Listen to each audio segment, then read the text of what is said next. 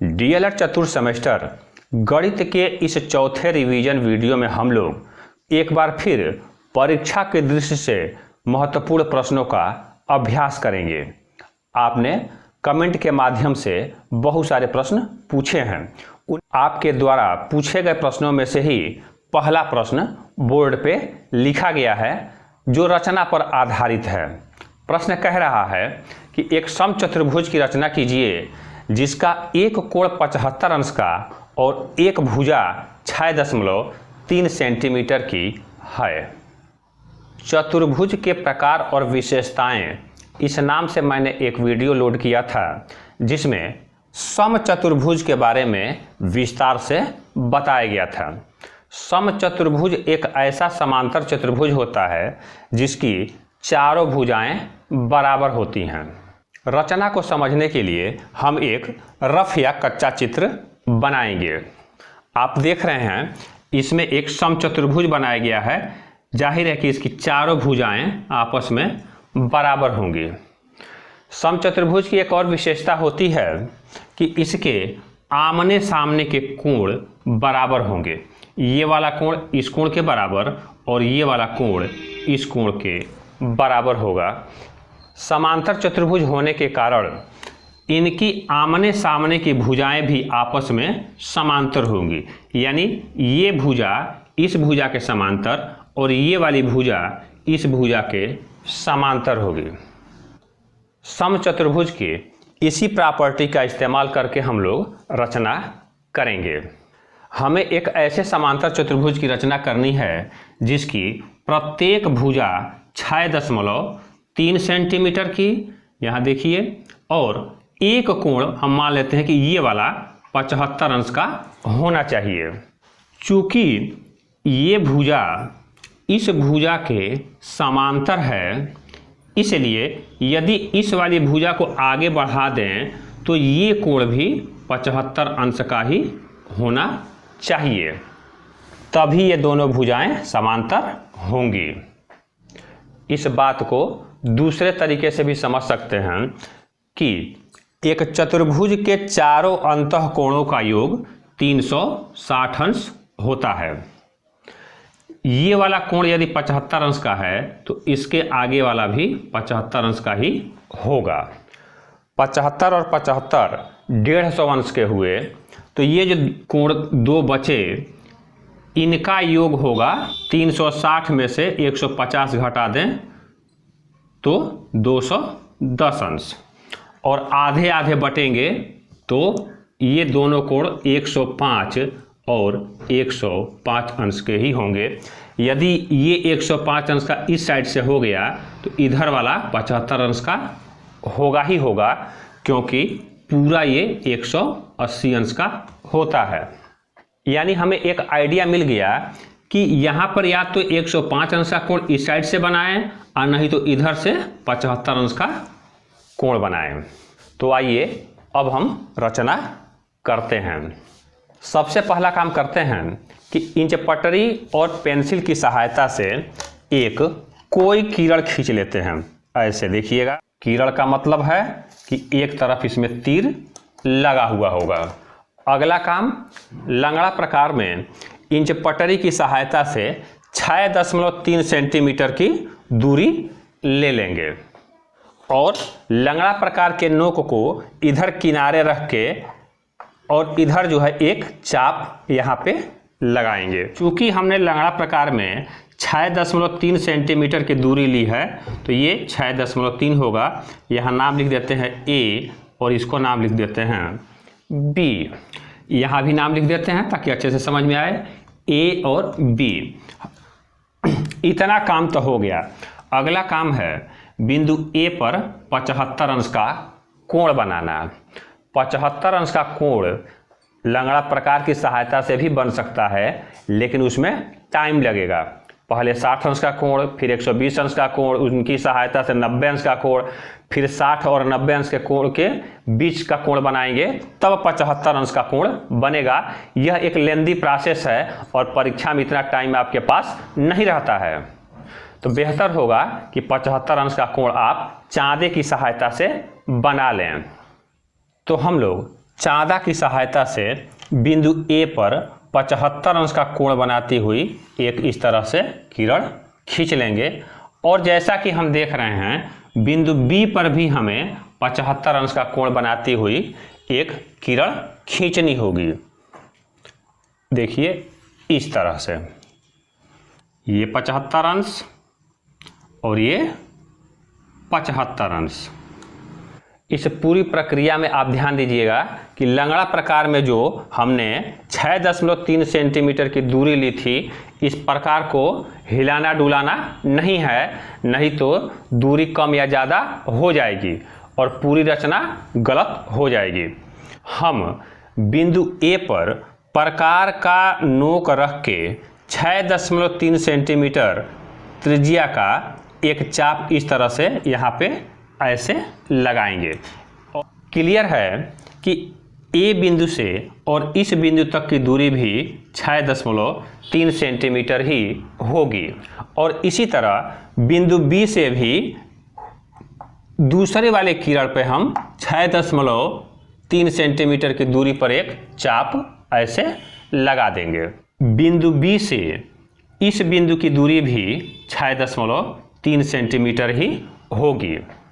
इस बिंदु को हम सी बोल देते हैं और इस वाले को डी नाम दे देते हैं। सी और डी को मिलाता हुआ एक रेखाखंड खींच देंगे। आप नाप कर देख लीजिएगा, रेखाखंड सी डी भी 6.3 सेंटीमीटर का ही होगा।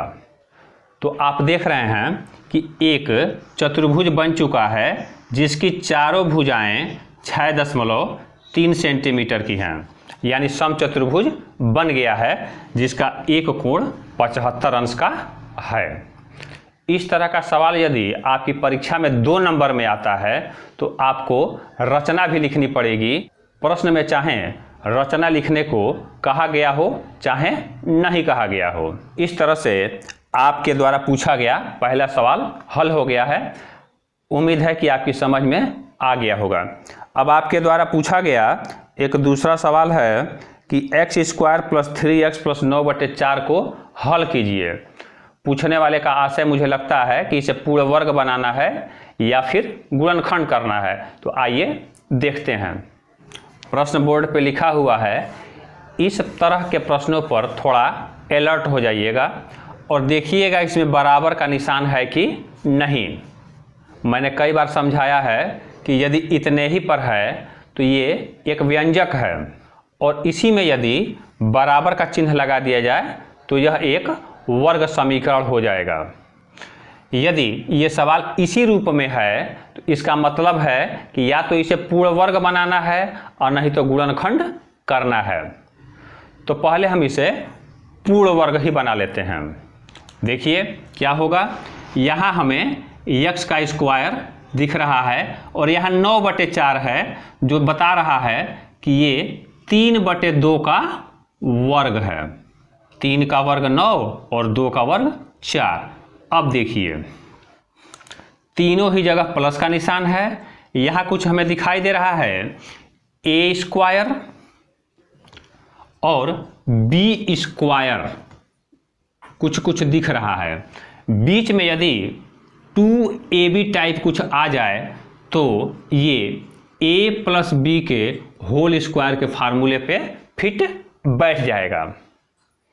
इसके लिए बीच में 2 आना चाहिए और a यानी यहाँ पहले जो लिखा गया है o आना चाहिए, अर्थात x आ जाना चाहिए। यहाँ पहले x लिखा गया है। 2a और b की जगह पे यहाँ अगर 3/2 लिख दें तो देखिए क्या हो गया। इस 2 से ये 2 अगर हम काट भी दें तो बच जाएगा 3x जो बीच में लिखा गया है। यानी बीच वाले 3x को ही हम इतने बड़े रूप में लिख दिए हैं और हमारा रूप इस सर्वसमीका के मानक रूप में आ गया है। a² + b² + 2ab। अब हम इसे लिख सकते हैं x + 3/2 का होल स्क्वायर। यहाँ से ये पूर्ण वर्ग हो गया और यही इसका गुणनखंड रूप भी है। इसी सवाल में यदि इस साइड बराबर का चिन्ह होगा तो इधर बराबर का चिन्ह लगाते जाएंगे। सवाल यदि इस रूप में दिया होगा तो यहाँ लिखा होगा कि हल करें। हल करें का मतलब होता है x का मान निकालना। यहाँ से x का मान निकालेंगे तो 3/2 को पक्षांतर करेंगे तो -3/2 आ जाएगा। अगला प्रश्न बोर्ड पे लिखा हुआ है जो आयतन से संबंधित है। इस सवाल को हल करने से पहले कुछ बात ध्यान में रखिएगा। आप चतुर्थ सेमेस्टर की परीक्षा की तैयारी कर रहे हैं तो तीसरे सेमेस्टर का सिलेबस भी ध्यान से पढ़ लीजिएगा। ऐसा इसलिए कि चतुर्थ सेमेस्टर के बहुत सारे चैप्टर थर्ड सेमेस्टर से जुड़े हुए हैं। हो सकता है कि थर्ड सेमेस्टर के सिलेबस के कुछ सवाल आपकी परीक्षा में आ जाएं। तीसरे और चौथे सेमेस्टर के सभी चैप्टर्स के अलग अलग वीडियो नेबुला मैथ्स पर उपलब्ध हैं। अभी समय है, अभ्यास कर लीजिएगा। तो आइए इस सवाल को जल्दी से समझते हैं। एक 11 सेंटीमीटर व्यास वाले बेलनाकार बर्तन में कुछ पानी भरा हुआ है। देखिए ये बेलनाकार बर्तन है जिसका व्यास d बराबर 11 सेंटीमीटर है, तो इसकी त्रिज्या हो जाएगी 11/2 यानी 5.5 सेंटीमीटर। कुछ पानी भरा है, यहाँ तक देखिए। सवाल में आगे कह रहा है कि यदि 5.5 सेंटीमीटर भुजा का एक घनाकार ठोस, देखिए यहाँ पे, पूरी तरह पानी में डुबो दिया जाए तो बर्तन में पानी की सतह कितनी ऊपर उठ जाएगी। ये घनाकार ठोस है जिसकी भुजा है a बराबर 5.5 सेंटीमीटर। इस ठोस को इस बर्तन में डाल दिया जाता है और ये यहाँ पे जाके तली में बैठ जाएगा।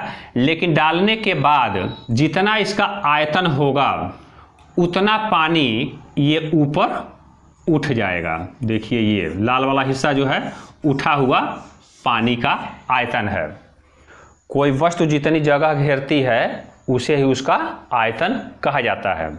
हम मान लेते हैं पानी जो है वो h ऊंचाई तक उठेगा। ये पानी बेलनाकार बर्तन में रखा हुआ है तो उठे हुए पानी का शेप भी बेलनाकार ही होगा। इसी बात को अब यहाँ लिखा हुआ है कि उठे हुए पानी का आयतन घनाकार ठोस के आयतन के बराबर होगा। ठोस का जितना आयतन होगा, जितना जगह घेरा होगा, अपने घेरे हुए जगह के बराबर वो पानी को ऊपर उठाएगा। उठा हुआ पानी चूँकि बेलनाकार है इसलिए इस साइड में बेलन के आयतन का फार्मूला πr² लिखे हैं और दूसरे साइड में चूँकि घनाकार ठोस है तो यहाँ पे घन के आयतन का फार्मूला a³ लिखा गया है। पाई की जगह पे आप 22/7 रखेंगे, r की जगह पे यहाँ से 5.5 लिख देंगे और उसका स्क्वायर करके गुणा h करेंगे। दूसरे साइड में a³ यानी घन की भुजा 5.5 का क्यूब करना है। इसे आप स्वयं हल करेंगे और उत्तर आएगा 1.75 सेंटीमीटर, यानी बर्तन में पानी 1.75 सेंटीमीटर ऊंचा उठेगा। अगला सवाल शंकु पर आधारित है जो कह रहा है कि 15 मीटर ऊंचे शंक्वाकार तंबू के आधार की परिधि 44 मीटर है। इस तंबू को तैयार करने में कितनी कैनवस की आवश्यकता होगी। तंबू में आबद्ध वायु का आयतन भी ज्ञात करें। तंबू को तैयार करने में कितने कपड़े की जरूरत पड़ेगी, इसका मतलब है कि तंबू का क्षेत्रफल, जिसे वक्र पृष्ठ भी कहा जाता है, वो निकालना है। ये शंक्वाकार तंबू है जिसके आधार की परिधि यानी ये वाला हिस्सा दिया गया है। इसकी माप है 44 मीटर। ये चूँकि वृत्ताकार होता है इसलिए वृत्त की परिधि का फार्मूला यानी 2πr हम लगाएंगे और इसकी मदद से आप लोग निकाल लीजिएगा। r बराबर आएगा 7, यहाँ पाई बराबर 22/7 रख लीजिएगा। और सवाल में पहले से तंबू की ऊंचाई h बराबर 15 मीटर दिया गया है। अब जैसा कि हमने बताया कि कैनवस का क्षेत्रफल का मतलब है कि शंकु का वक्र पृष्ठ, और वक्र पृष्ठ का फार्मूला होता है πr/l। अब इस सवाल में l यानी तिरछी ऊंचाई ये वाली निकालनी होगी, और इसके लिए आपको इस समकोण त्रिभुज में पाइथागोरस के प्रमेय का इस्तेमाल करना होगा, जो कहता है कि कर्ण यानी L पर बना वर्ग शेष दो भुजाओं यानी h के वर्ग और इधर r के वर्ग के योग के बराबर होता है। h की जगह पे आप 15 रख के स्क्वायर करेंगे, r की जगह पे 7 रख कर उसका स्क्वायर करिएगा, इसे हल करिएगा तो आएगा 274। L का मान निकालने के लिए 274 का आप वर्गमूल निकालेंगे, इसे करणी में ही लिख के छोड़ देंगे, क्योंकि 274 का पूरा वर्गमूल नहीं निकल पाएगा। R और L का मान इस फार्मूले में अब हम रख सकते हैं। पाई बराबर 22/7, R की जगह पे 7 और L की जगह पे करणी में 274। 7 से 7 कट जाएगा और क्षेत्रफल आ जाएगा 22 करणी में 274 वर्ग मीटर। अब आगे पूछा जा रहा है कि तंबू में आबद्ध वायु का आयतन ज्ञात कीजिए, यानी इस तंबू के अंदर कितनी हवा रहेगी, यानी हवा कितनी जगह घेरेगी, यानी तंबू का आयतन निकालना है। तंबू यानी शंकु के आयतन का फार्मूला आपको मैंने कई बार बताया है, 1/3 पाई r² h। 1/3 पाई यानी 22/7, r यानी 7 का स्क्वायर, तो 7 × 7 लिख लेते हैं, और h का मतलब है 15। 7 से 7 काट लीजिएगा, 3 से 15 कटेगा 5 बार में, और 22 × 35, 22 और 35 का गुणा करेंगे तो आएगा 770 घन मीटर। इस सवाल का खूब अभ्यास कर लीजिएगा, थोड़ा लंबा है। अगला सवाल युगपत समीकरण पर आधारित है। युगपत समीकरण का अलग से वीडियो है जिसमें हर तरह के सवाल हमने आपको समझाए हैं, और ये चैप्टर बहुत महत्वपूर्ण है। इस चैप्टर पर 2 नंबर का सवाल आना ही आना है। पूरे वीडियो को देख लीजिएगा, और इस सवाल का हम लोग अभ्यास करने जा रहे हैं। एक भिन्न के अंश और हर में एक जोड़ देने पर भिन्न 4/5 हो जाती है। यदि अंश और हर में से 5 घटा दें तो भिन्न का मान 1/2 हो जाता है। भिन्न ज्ञात करें। मान लेते हैं कि भिन्न x/y है। पहली शर्त कह रही है कि अंश में भी 1 जोड़ दें यानी x+1 कर दें, और हर में भी 1 जोड़ दें यानी y+1 कर दें, तो भिन्न का मान हो जाता है 4/5। इनका आप तिरछा गुणा करेंगे, आएगा 5x + 5 बराबर 4y + 4। इन्हें हल करके 5x - 4y बराबर -1 आप लाएंगे, और समीकरण नंबर 1 ये बन जाएगा। अगली शर्त कही जा रही है कि अंश और हर में से यदि 5 घटा दें, माने ऐसा हो जाए, तब भिन्न का मान हो जाता है 1/2। यहाँ से भी तिरछा गुणा करने पे आएगा 2x - 10 बराबर y - 5। इसको थोड़ा सा आप हल करेंगे तो y का मान आ जाएगा 2x - 10 + 5 बराबर 2x, और ये हल होगा तो -5। ये आया समीकरण नंबर 2। युगपत समीकरण को प्रतिस्थापन विधि या विलोपन विधि दोनों से हल करना बताया गया है। हम लोग यहाँ प्रतिस्थापन विधि का इस्तेमाल करेंगे, और समीकरण नंबर 2 से समीकरण नंबर 1 में y बराबर 2x - 5 रखेंगे। तो रख देते हैं, यहाँ से यहाँ आते हैं 5x - 4, और y की जगह पे 2x - 5 और बराबर -1। इसे आप हल करके लाएंगे x बराबर 7 आएगा।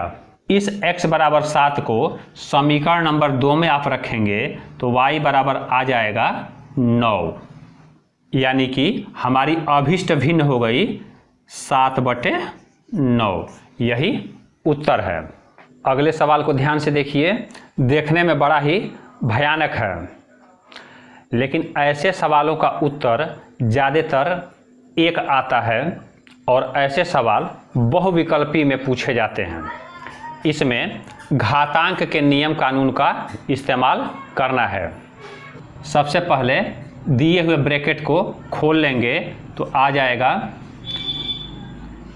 a का गुणा b और c के साथ होगा तो ऐसा होगा, और हर में हो जाएगा x की घात ab माइनस bc। यहाँ बीच में भाग का निशान है। इस ब्रैकेट को हल करेंगे तो आएगा x की घात b माइनस a और उस पर घात लगा है c। यहाँ पर घातांक के इस नियम का इस्तेमाल किया गया है कि भाग जब होता है तो घातांक आपस में घट जाते हैं।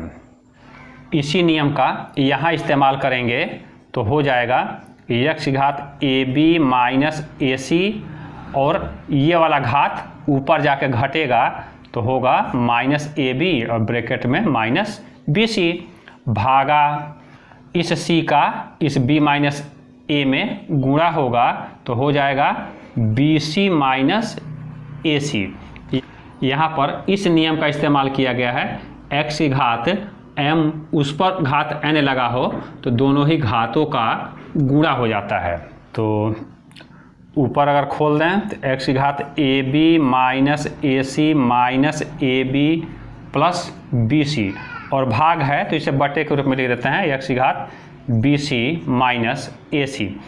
हर को हम ऊपर ले जाएंगे तो हो जाएगा x की घात ab minus ac minus ab plus bc। हर जब अंश में जाएगा तो घात के चिन्ह बदल जाएंगे। यहाँ हो जाएगा -bc और ये प्लस ac। यहाँ पर इस नियम का इस्तेमाल किया गया है। इसे हमने घातांक वाले वीडियो में विधिवत समझाया है। यहाँ से ab से ab कटेगा, -ac से +ac और +bc से -bc कट के फाइनली आ गया x की घात 0, और आप जानते हैं कि इसका मान होता है 1। अब आपकी प्रैक्टिस के लिए प्रश्न दे रहा हूँ। परीक्षा नज़दीक है, अब आपको खुद मेहनत करना होगा। सभी प्रश्नों को हल करिएगा। कहीं कोई दिक्कत हो तो कमेंट बॉक्स में बताइएगा। आपके अभ्यास के लिए पहला प्रश्न बहुलक पर और दूसरा प्रश्न माध्यिका पर आधारित है। इन दोनों ही चैप्टर पे अलग अलग विस्तार से वीडियो बने हुए हैं, उन्हें आप देखकर अच्छे से समझ लीजिएगा। खास तौर से माध्यिका के इस तरह के सवाल को जिसमें टेबल बना के दिया रहता है।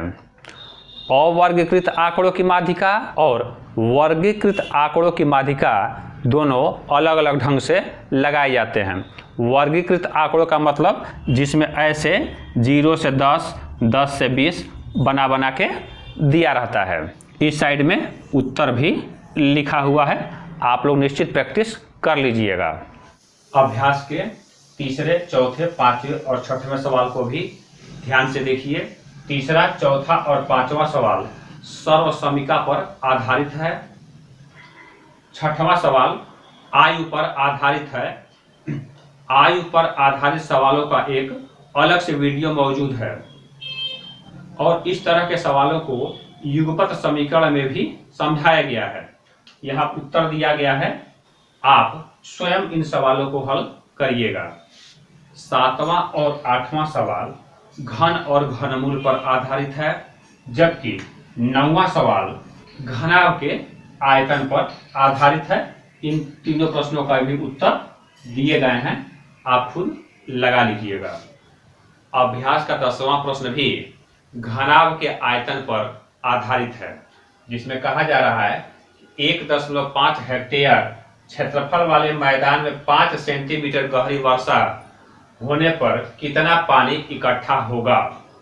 इसमें सीधे सीधे क्षेत्रफल में गहराई या ऊंचाई का गुणा कर देना है, लेकिन मात्रक चेंज करना होगा। यहाँ हिंट के रूप में दिया गया है कि 1 हेक्टेयर में 10,000 वर्ग मीटर होता है, और यदि पूछा जाए कि मैदान पर कितने लीटर पानी गिरा तो 1 घन मीटर में 1000 लीटर होता है। इसका इस्तेमाल करके हम घन मीटर को मीटर में बदल लेंगे। अगला सवाल बहुत ही इंपॉर्टेंट है, जो रास्ते के क्षेत्रफल पर आधारित है। प्रश्न को ध्यान से पढ़ लीजिए। इसमें एक बाग है जिसके बीचों बीच से 2 रास्ते जा रहे हैं। रास्ते के क्षेत्रफल पर बहुत बढ़िया वीडियो पिछले साल ही मैंने बनाया था और बहुत लोगों ने देखा भी है। 12वां सवाल फिर सर्वसमीका पर आधारित है, जिसमें हम a + b + c के होल स्क्वायर के प्रसार का इस्तेमाल करेंगे। 13वां सवाल भी रास्ते के क्षेत्रफल पर ही आधारित है, जिसमें एक आयताकार पार्क के बाहर रास्ता दिया गया है। इसी तरह दूसरा सवाल बनता है कि आयताकार बाग या पार्क के अंदर एक रास्ता बना हुआ है और उसका क्षेत्रफल निकालिए और ज्यादा से ज्यादा दे देगा कि उस पर गिट्टी लगवाने का खर्चा बताइए। एक बार इसी तरह का एक सवाल आया हुआ था, लेकिन ये नहीं लिखा हुआ था कि रास्ता पार्क के बाहर है या अंदर है। ऐसी स्थिति अगर आती है तो रास्ते को हम पार्क के अंदर ही मानेंगे और सवाल को हल कर देंगे। 14वां सवाल थोड़ा कठिन है, इसको लगाइएगा। शंकु के आयतन पर आधारित है। 15वां सवाल समलंब के क्षेत्रफल पर आधारित है और 16वां सवाल चक्रीय चतुर्भुज पर आधारित है। इसमें एक चित्र बनाया गया है और कोण B, कोण C, कोण P और कोण Q का मान पूछा गया है। यहाँ पर क्रम से उत्तर भी दिया गया है। सवाल को लगाने के बाद आप उत्तर का मिलान कर लीजिएगा। तो इस तरह से डीएलएड चतुर्थ सेमेस्टर की तैयारी के संबंध में हमने 4 रिवीजन वीडियो आपकी प्रैक्टिस के लिए डाल रखे हैं। रिवीजन वीडियो अब समाप्त होता है क्योंकि परीक्षा नजदीक है और आपको अपने मन से भी तैयारी करने के लिए समय चाहिए। नेबुला मैथ्स पर टीईटी की परीक्षा के वीडियो भी बने हुए हैं और आगे भी बनते रहेंगे, इसलिए जुड़े रहिएगा नेबुला मैथ्स के साथ। बहुत बहुत धन्यवाद।